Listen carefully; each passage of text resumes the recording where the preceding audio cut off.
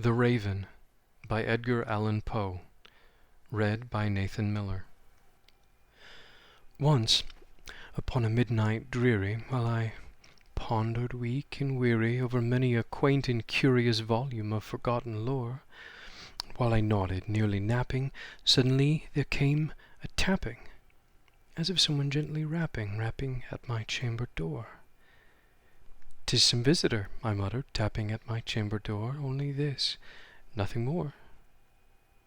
And distinctly I remember, it was in the bleak December, and each separate dying ember wrought its ghost upon the floor. Eagerly I wished the morrow. Vainly I had sought to borrow from my books surcease of sorrow, sorrow for the lost Lenore, for the rare and radiant maiden whom the angels name Lenore, nameless here forevermore. And the silken, sad, uncertain rustling of each purple curtain thrilled me, filled me with fantastic terrors never felt before. So that now, to still the beating of my heart, I stood repeating, "'Tis some visitor entreating entrance at my chamber door. Some late visitor entreating entrance at my chamber door. This it is and nothing more." Presently my soul grew stronger, hesitating then no longer. "Sir," said I, "or madam, truly your forgiveness I implore, but the fact is I was napping, and so gently you came rapping, and so faintly you came tapping at my chamber door, that I scarce was sure I heard you." Here I opened wide the door. Darkness there, and nothing more. Deep into that darkness peering, long I stood there, wondering, fearing, doubting, dreaming dreams no mortal ever dared to dream before. But the silence was unbroken, and the stillness gave no token, and the only word there spoken was the whispered word, "Lenore?" This I whispered, and an echo murmured back the word, "Lenore?" Merely this, and nothing more. Back into the chamber turning, all my soul within me burning, soon again I heard a tapping, somewhat louder than before. "Surely," said I, "surely that is something at my window lattice. Let me see then what thereat is, and this mystery explore. Let my heart be still a moment, and this mystery explore. If 'tis the wind, and nothing more." Open here I flung the shutter, when, with many a flirt and flutter, in there stepped a stately raven of the saintly days of yore. Not the least obeisance made he, not a minute stopped or stayed he, but with mien of lord or lady perched above my chamber door, perched above a bust of Pallas just above my chamber door, perched and sat, and nothing more. Then this ebony bird beguiling my sad fancy into smiling by the grave and stern decorum of the countenance it wore, "Though thy crest be shorn and shaven, thou," I said, "art sure no craven, ghastly, grim, and ancient raven, wandering from the nightly shore. Tell me what thy lordly name is on the night's Plutonian shore." Quoth the raven, "Nevermore." Much I marvelled this ungainly fowl to hear discourse so plainly, though its answer little meaning, little relevancy bore. For we cannot help agreeing that no living human being ever yet was blessed with seeing bird above his chamber door, bird or beast upon the sculptured bust above his chamber door, with such name as Nevermore. But the raven, sitting lonely on the placid bust, spoke only that one word, as if his soul in that one word he did outpour.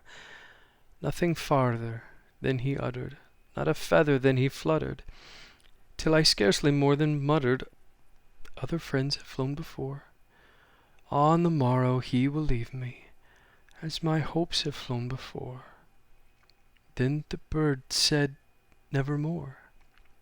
Startled at the stillness broken by reply so aptly spoken, "Doubtless," said I, "what it utters is its only stock and store, caught from some unhappy master, whom unmerciful disaster followed fast and followed faster, till his songs one burden bore, till the dirges of his hope that melancholy burden bore, of never, nevermore. But the raven, still beguiling all my fancy into smiling, straight I wheeled a cushioned seat in front of bird and bust and door. Then upon the velvet sinking, I betook myself to linking fancy unto fancy, thinking what this ominous bird of yore, what this grim, ungainly, ghastly, gaunt, and ominous bird of yore meant in croaking nevermore. This I sat engaged in, guessing, but no syllable expressing, to the fowl whose fiery eyes now burned into my bosom's core.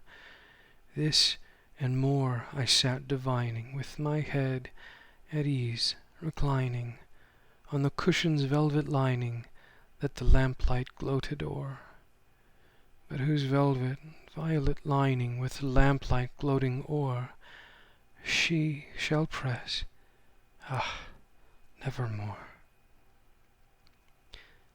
Then methought the air grew denser, perfumed from an unseen censer swung by seraphim whose footfalls tinkled on the tufted floor. Wretch, I cried, thy God hath lent thee, by these angels he hath sent thee, respite, and nepenthe from thy memories of Lenore. Quaff, oh quaff this kind nepenthe, and forget this lost Lenore. Quoth the raven, nevermore. Prophet, said I, thing of evil, prophet still, if bird or devil, whether tempter sent, or whether tempest tossed thee here ashore, desolate, yet all undaunted, on this desert land enchanted, on this home by horror haunted, tell me truly, I implore, is there balm in Gilead? Tell me, I implore. Quoth the raven, nevermore. Prophet, said I, thing of evil, prophet still, if bird or devil, by that heaven that bends above us, by that God we both adore, tell this soul, with sorrow laden, if within the distant Aidenn it shall clasp a sainted maiden, whom the angels name Lenore, clasp a rare and radiant maiden, whom the angels name Lenore. Quoth the raven, nevermore. Be that word our sign of parting, bird or fiend, I shrieked, upstarting. Get thee back into the tempest and the night's Plutonian shore. Leave no black plume as a token of that lie thy soul hath spoken. Leave my loneliness unbroken. Quit the bust above my door. Take thy beak from out my heart, and take thy form from off my door. Quoth the raven, nevermore. And the raven, never flitting, still is sitting on the pallid bust of Pallas just above my chamber door, and his eyes have all the seeming of a demon's that is dreaming, and the lamplight o'er him streaming throws his shadow on the floor, and my soul from out that shadow that lies floating on the floor shall be lifted nevermore.